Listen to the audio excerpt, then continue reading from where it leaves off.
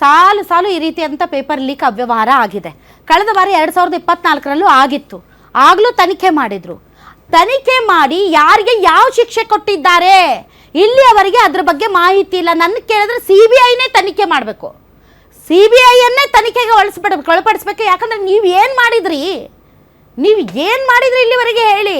CBI ತನಿಖೆ ಮಾಡಿ report ತಗೊಂಡು ಯಾರಿಗೆ ಎಷ್ಟು ಕನ್ವಿಕ್ಷನ್ ಕೊಡಿಸಿದ್ದೀರಿ, ಎಷ್ಟು ದೊಡ್ಡ ಪ್ರಮಾಣದ ಕನ್ವಿಕ್ಷನ್ ಆಗಿದೆ. ನಾಳೆ ಪೇಪರ್ ಲೀಕ್ ಅಂತಂದ್ರೆ ಹಂಗೆ ಚಡ್ಡಿ ಒದ್ದೆ ಆಗಬೇಕು.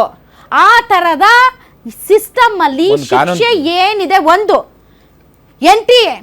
NTA ಅಧಿಕಾರಿಗಳ ಇನ್ವಾಲ್ವ್ಮೆಂಟ್ ಇಲ್ಲದೆ ಈ ತರ ಪೇಪರ್ ಲೀಕ್ಗಳಾಗೋದಕ್ಕೆ ಸಾಧ್ಯನಾ?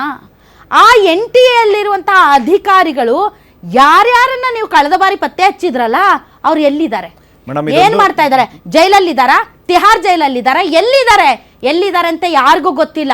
2 ವರ್ಷ 3 ವರ್ಷ ಸರ್, ಇವರೆಲ್ಲ 50 ಕೋಟಿ 100 ಕೋಟಿ 1000 ಕೋಟಿಗೆ ಬಾಳ್ತಾರೆ.